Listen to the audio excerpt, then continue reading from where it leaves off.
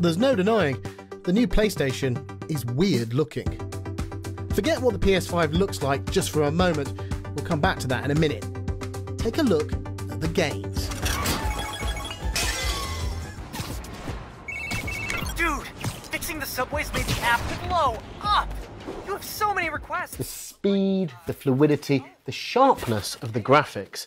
The next gen is finally here, and I can report that while it's not a massive leap over the current generation, there's enough here to get excited about.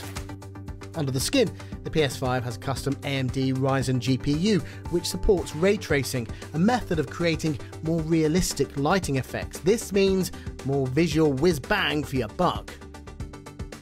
And it has an 825GB SSD, which means load times should be drastically reduced. He did a search for new things. It comes in two flavours, the full-fat, full-price version, which features an Ultra HD Blu-ray drive, and a cheaper digital-only version, which lacks the optical drive. Watch it! He's throwing something! As well as ray tracing, the GPU is technically capable of 8K graphics, although for now 4K is all we've seen.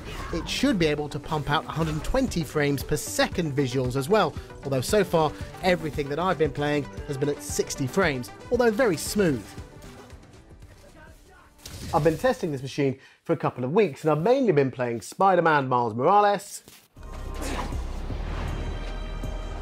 and Astro's Playroom, which comes bundled free with the machine. Both titles demonstrate what the next generation is capable of, but in different ways. Spider-Man is simply gorgeous to look at.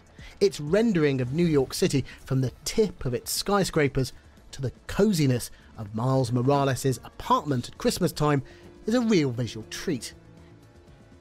And the way in which Spidey traverses the Big Apple, web swinging, wall crawling, running and leaping from building to building, as well as taking out bad guys with his trademark athleticism, spider sense and web slingers, are all great calling cards for Sony's new machine.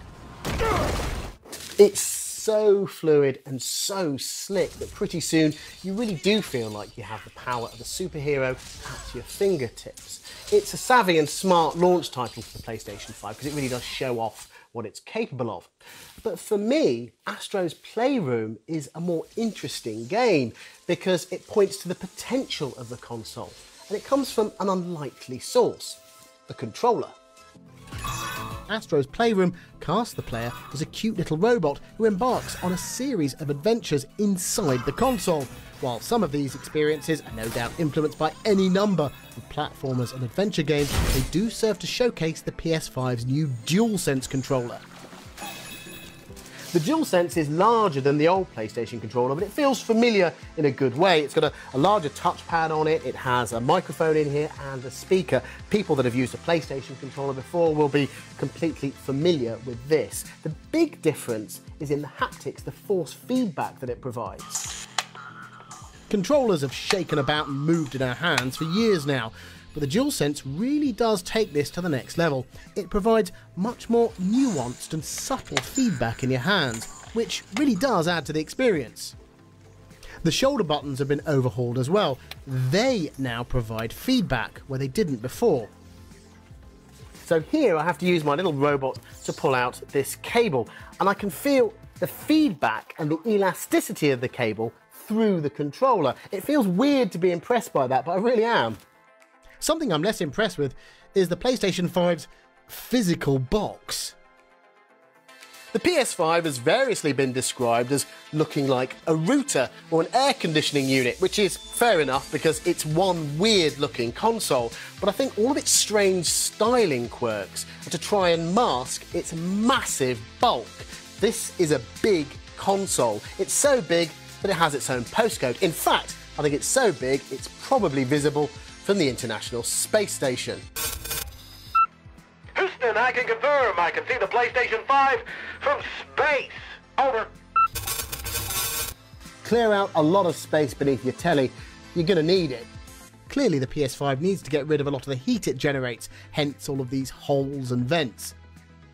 On the whole, it's quite a quiet machine. It doesn't make that much noise, but it is a bit noisier than its rival, the Xbox Series X. I have heard the fan in this spinning up every once in a while. That being said, it is quieter than the old PS4. That made so much noise it was like listening to a bag of hammers being chucked into the intake of a jet engine. The PlayStation 5 is backwards compatible with the PS4, and about 99% of titles from the older machine should be playable. And some backwards compatible games will receive performance enhancements on the PS5 with more stable or smoother frame rates and faster loading times. Both next-gen consoles, the Xbox Series X and the PlayStation 5, really need those big back catalogues at the moment, because launch games which are designed specifically for the next gen are a bit thin on the ground. There are lots of cross-generational titles launching, games which can be played on the current gen as well as next gen machines. While those games have shinier visuals and those faster load times we keep banging on about, the games themselves are essentially the same. We're going to have to wait for developers to get to grips with the PS5 before we witness titles which fully exploit the machine's capabilities. So you have to ask yourself if you want to absolutely positively invest in the next gen now, or wait a little bit until there's a much stronger lineup of games. This is an evolution rather than a revolution, but on this evidence, it's off to a strong start.